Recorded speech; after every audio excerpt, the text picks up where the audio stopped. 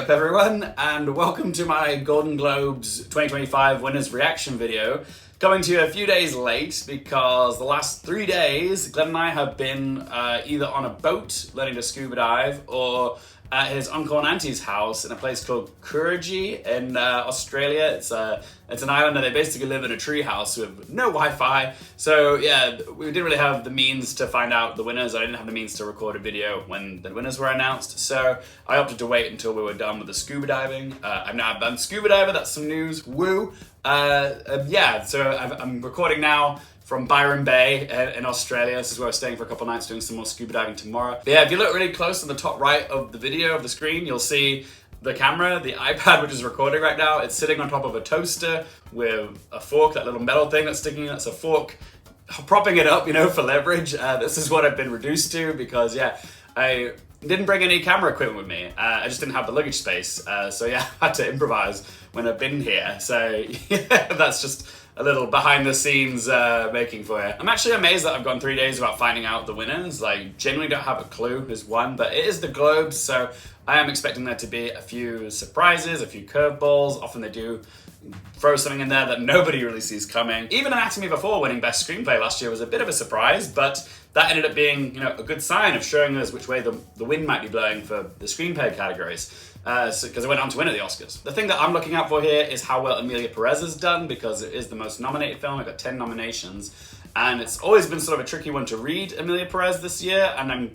if it's done well at the Golden Globes, then that's definitely going to influence my opinions going forward with award season as to how it might play at the Oscars as well. So that's what I'm curious to see.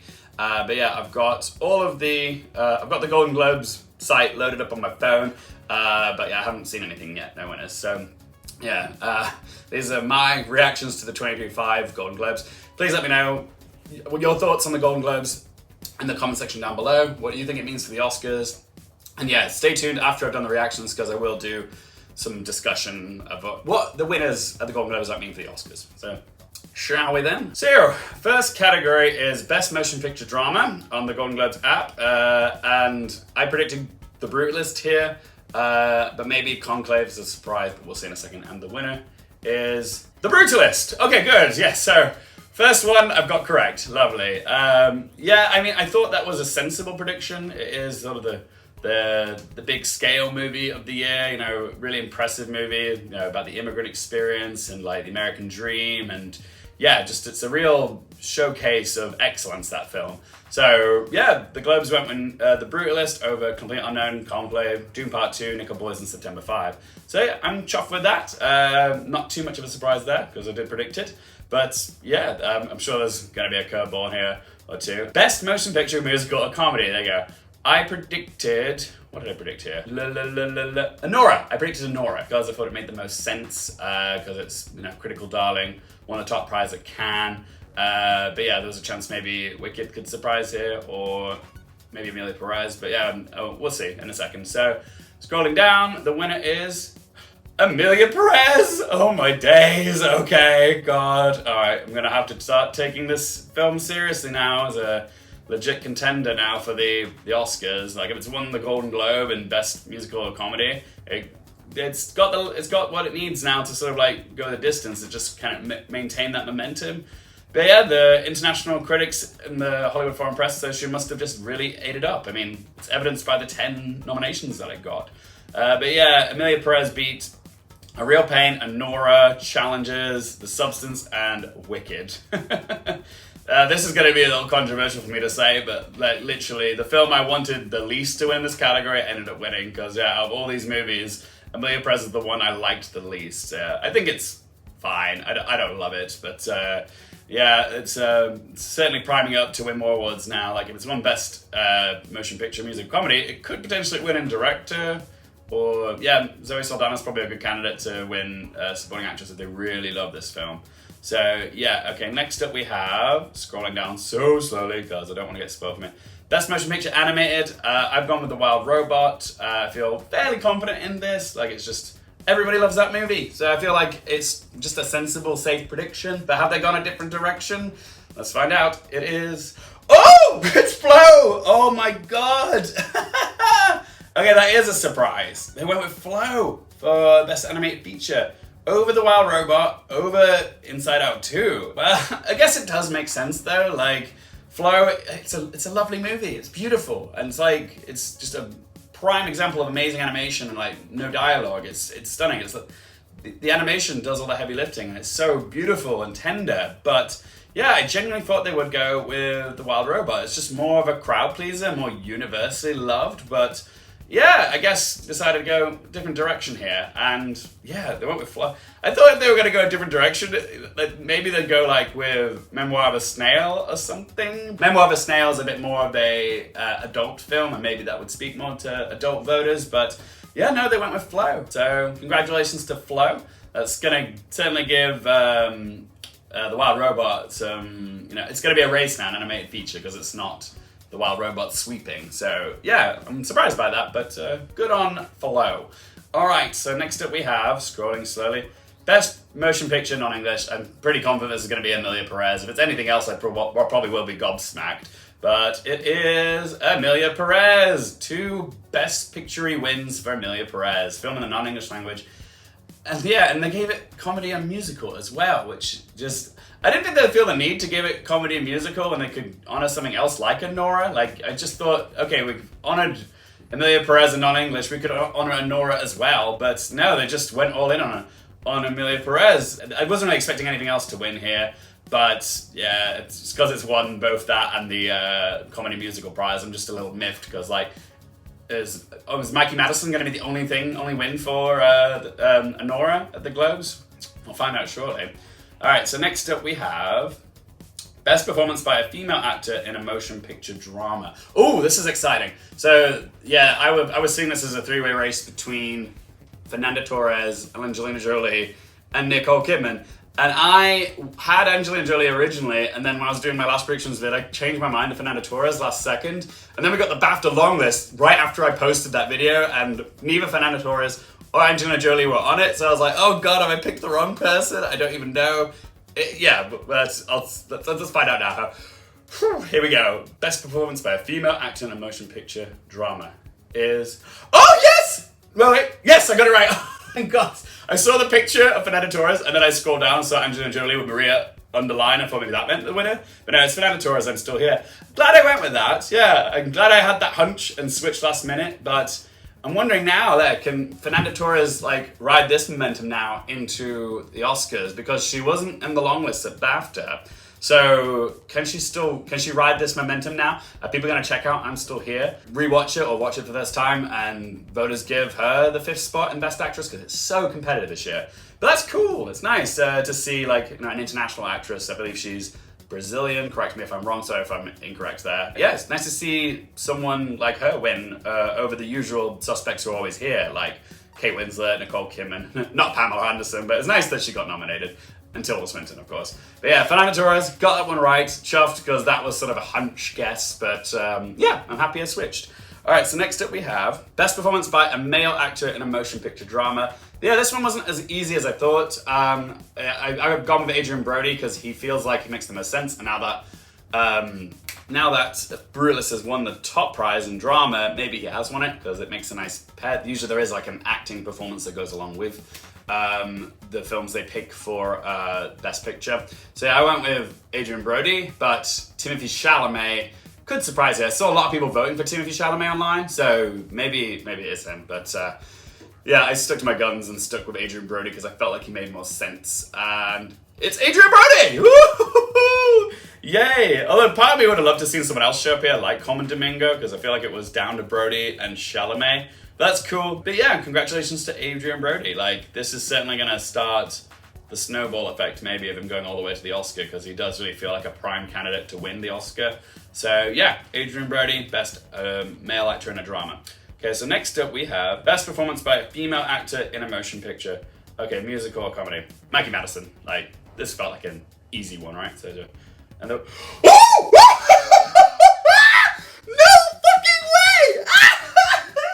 What? Oh, the globes have globed, people. Oh, wow.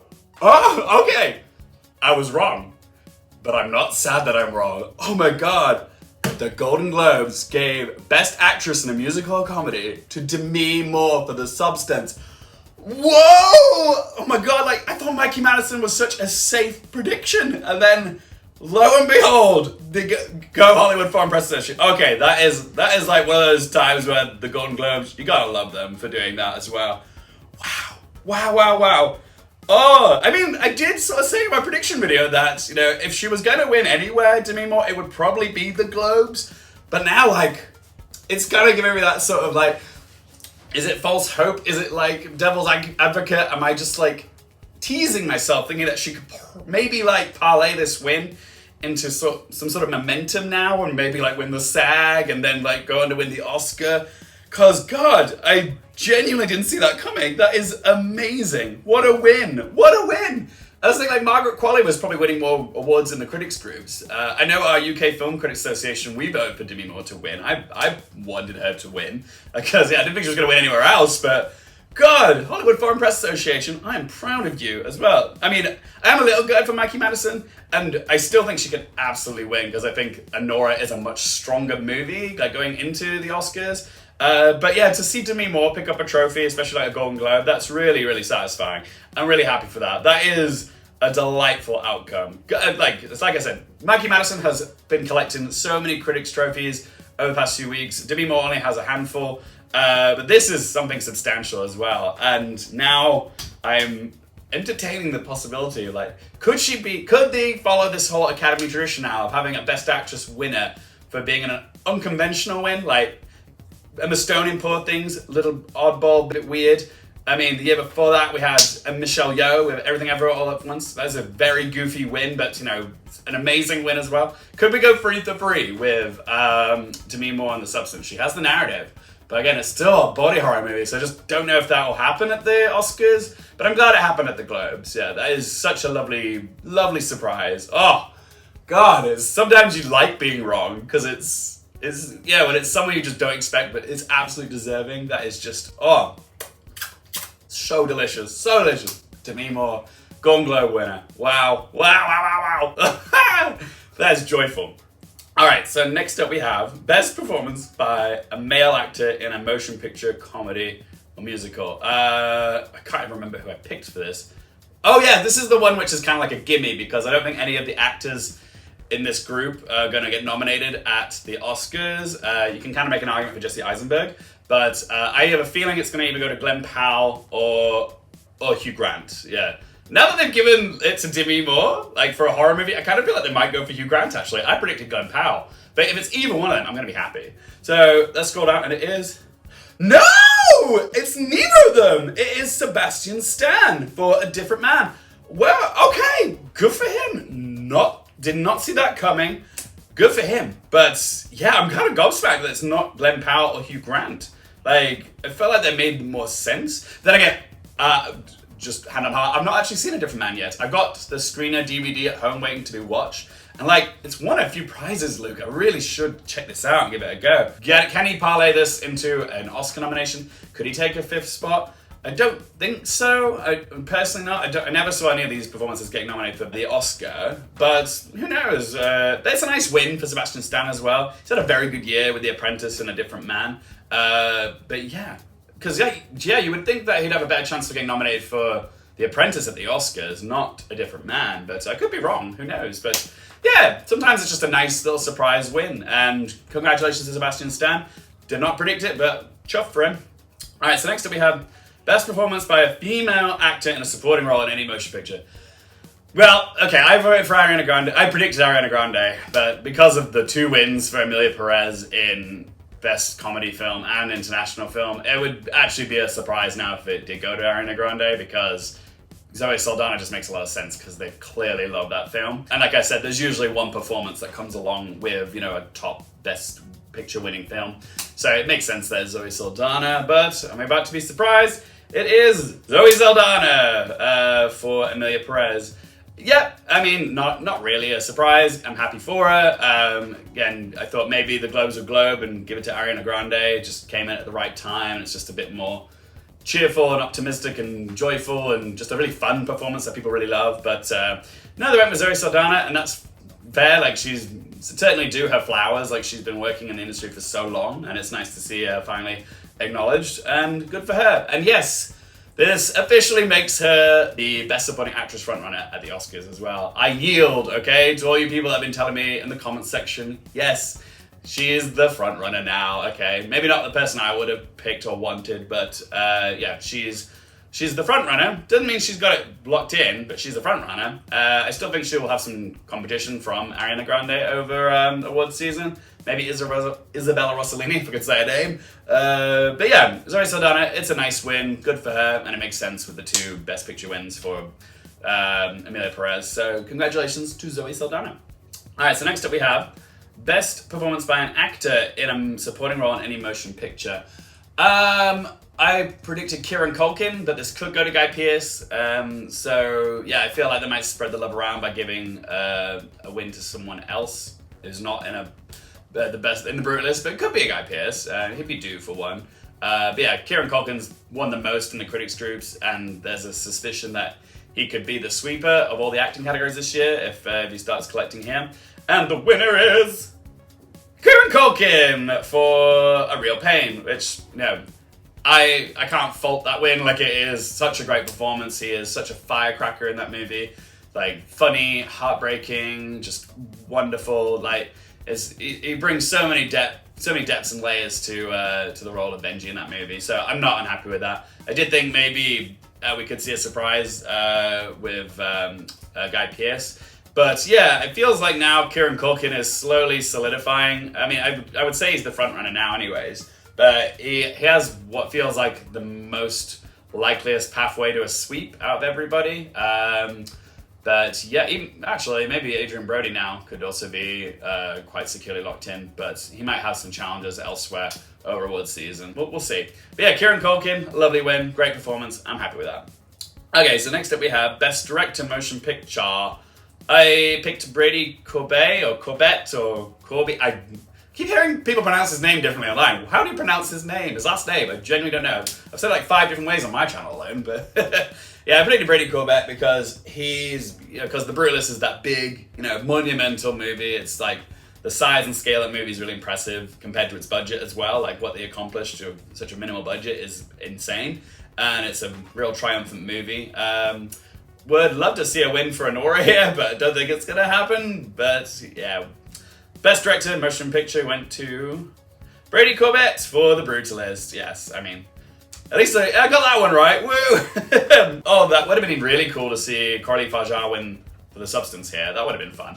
But yeah, no, Brady Corbett, absolutely deserved win. And again, he seems to be shaping up as the Best Director frontrunner. I was wondering if maybe Jacques Audiard could surprise here, because they won 2 awards for Best Film here, so might have just gone all in on him. All right, so next up we have Best Screenplay Motion Picture. I went with Conclave because it's a very talky movie and it's not boring. It's very intellectually stimulating. So yeah, I went with Conclave. Maybe they've gone a different direction here. Could be cool to see something like Anora or The Substance win.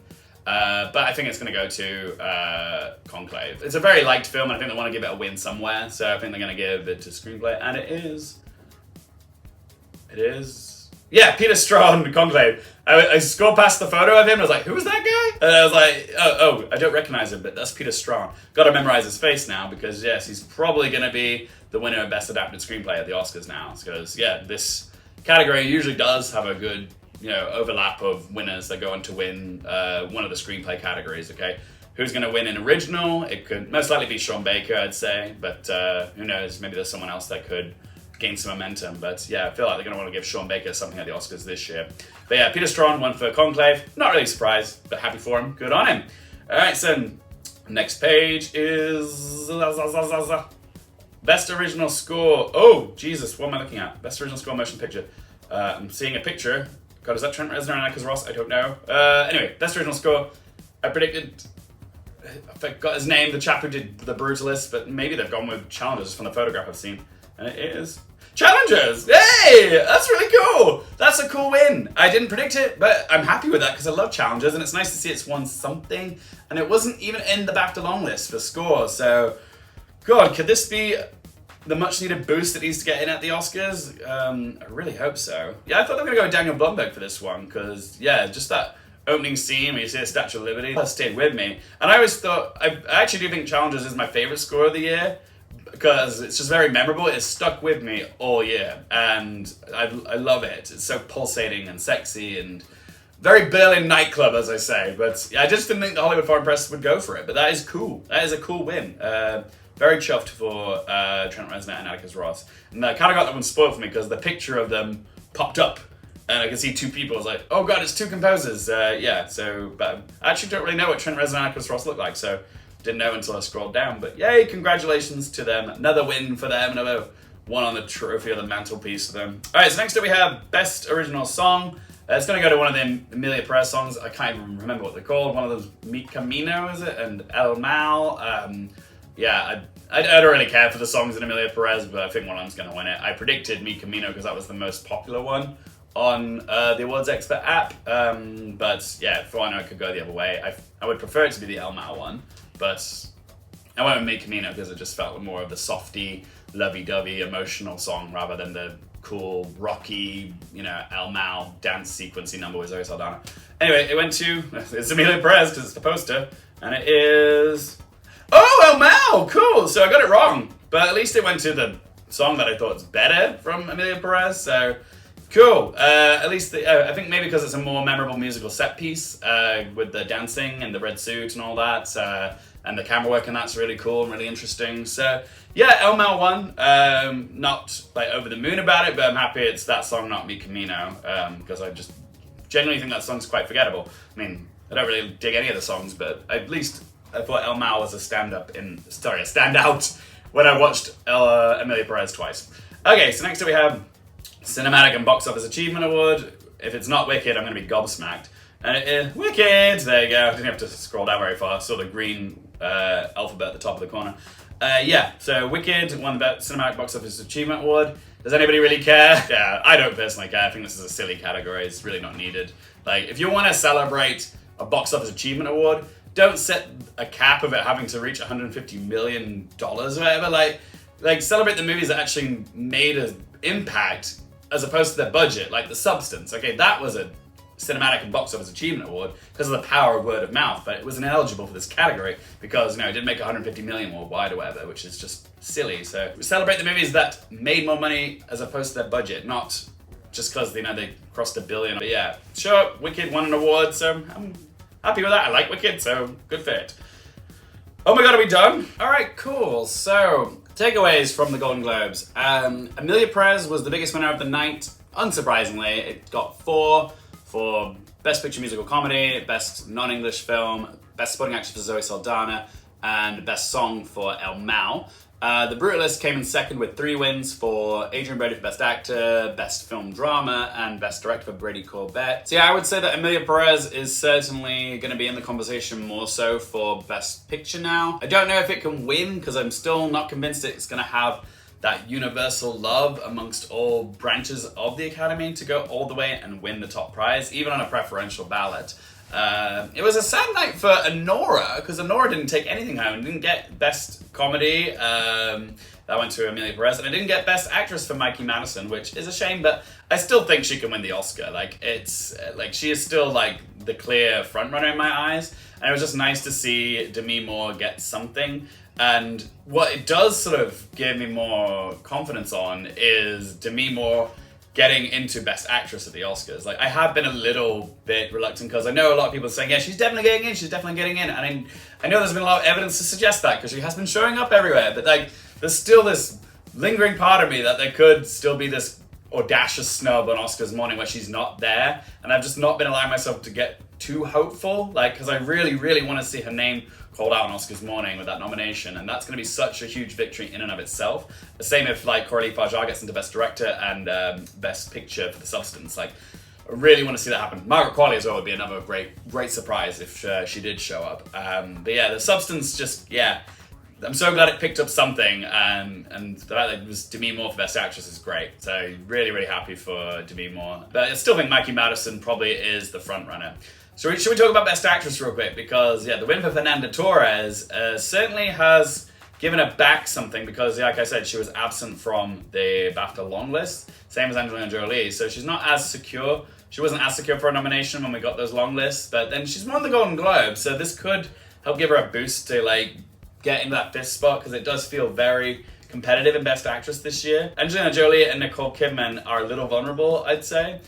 I mean, Angelina Jolie from the get-go always felt like she was guaranteed to get in because she is Maria. She carries that movie. She's such a talking piece of it. I know the cinematography is lovely and the costumes are amazing, even the production design. It could be a repeat of Pablo Larraín's last film where like it gets goose egg everywhere other than Best Actress and Angelina Jolie gets the nom. I could still see that happening and I still feel I will have Angelina Jolie in my 5 even though she didn't win here.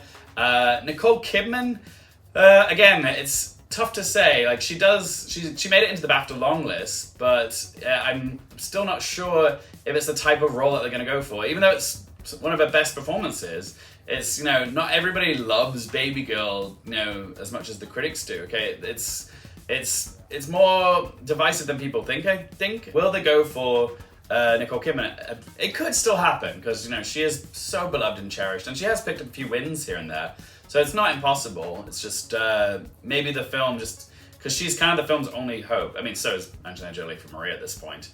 But yeah, and Fernando Torres for that matter. So I mean, actually no, that could still get into international feature. Definitely on wobbly ground. So is Angelina Jolie. I still think like Demi Moore feels more and more assured by the day. Mackie Madison, yes, and then the 3 other spots are just a little up for grabs. Whether it's Cynthia Erivo or Marianne Jean-Baptiste, like. It's definitely feeling very competitive and it could go so many different ways this year. So yeah, Best Actress is going to be this year's one where I'm holding my breath again because we could be in for some delightful surprises or some devastating shocks when it comes to Best Actress at the Oscars. Because there's only 5 spots! Oh, it's so much harder than the Golden Globes. Kieran Culkin, not really surprised, it makes sense. But I do think maybe Guy Pearce can still win something along the way. But yeah, Kieran Culkin could just genuinely be a sweeper this award season, so we might just have to accept that. The win for Zoe Saldana wasn't a surprise. I do think she's the front runner. I don't know if she's the winner for the Oscar yet, but yeah, she's definitely the front runner, I'd say that. For Best Director, it does seem like Brady Corbett is a front runner now for the Oscar, now that he's won at the Golden Globes. I did think for a while that maybe it could be Sean Baker, but it makes more sense that they might actually divide up Brady Corbett by giving him director, and Sean Baker could still win in screenplay for sure, best original screenplay. I can definitely see that happening. I mean, remember there's only one winner for screenplay at the Globe, so he still does have a chance to win some stuff over the coming weeks and months. The win for challenges and best score was a nice surprise because it really feels like challenges might not even show up at all at the Oscars. There's a chance that it won't get nominated for anything, but yeah, I'm glad that it got the win here. Hopefully that's going to give it a boost going into Oscars voting and stuff. I would love to see challenges get a nomination for Best Score. Best Song would be fine with me, even though I don't really know the song that well. And also, it would be cool to see it get into editing as well. The editing in that movie is fantastic. Even the cinematography is gorgeous as well, but they never acknowledged Seonbuk McDeeprom for his work. So yeah, Challenges and Demi Moore were definitely the most delightful surprises for me because I just did not think they were actually going to happen, but that's so cool that they did. And Sebastian Stan was definitely a surprise because I was sure it was going to go to either Hugh Grant or Glenn Powell. But yeah, I've not seen A Different Man, so yeah, I need to get on it. I swear, once I get back to the UK, when I'm no longer in Australia, I will watch A Different Man, okay? I just need the time to watch it. A Different Man, and I'm still here, okay? That's my homework once I get back to the UK. And if you want reviews for those movies, let me know in that comment section down below, okay? If there's enough demand for it, I will do reviews, even though they're stupidly late. Does the internet care anymore? But yeah, I'm actually pretty chuffed with the Golden Globe winners this year. I mean, I would have preferred to have seen Nora win in the Best Film, Musical, or Comedy. I understand why Amelia Perez won, but other than that, I am still pretty happy with the winners, even though I still need to see Fernando Torres and Sebastian Stan. But yeah, no one felt undeserving, in my opinion, and yeah, seeing the wins for like the challenges in Best Score was a nice surprise, and Demi Moore, of course, just go Globes! That's a Golden Globe win that's going to age very well. Oh yeah, just one thing to add, guys. The SAG nominees are announced tomorrow, so I don't actually have time to do a proper predictions video, but you can see my full list of predictions of the SAGs on the Awards Expert app. It's just my name, Luke Hearfield. But I will endeavor to do a SAG reactions video to the nominees after I get off the scuba diving boat tomorrow in Byron Bay, so I can do a reactions video then. Does that sound good? Yeah? Bam Dabby Doozo? Good! Alright! I think that was good. Are you happy? You happy? I'm happy. Were there any Golden Globe wins you weren't happy about? There you have it, guys. That is my reaction and thoughts on the Golden Globe winners 2025. Please let me know how you did with your predictions in the comment section down below and what you think this means for the Oscars. Who's gonna be winning in certain categories? Whatever you have to say, do let your voice be heard in that comment section down below. If you guys have enjoyed the video, help me out by hitting that little thumbs up button. If you want more movie, TV, and Oscars related content, don't forget to click subscribe. And as always, wait, no, it's that side, isn't it? But yes, for more things related to movies, TV, the Oscars, and popcorn culture, I'm Luke Hearfield, and I'll see you next time. Bye!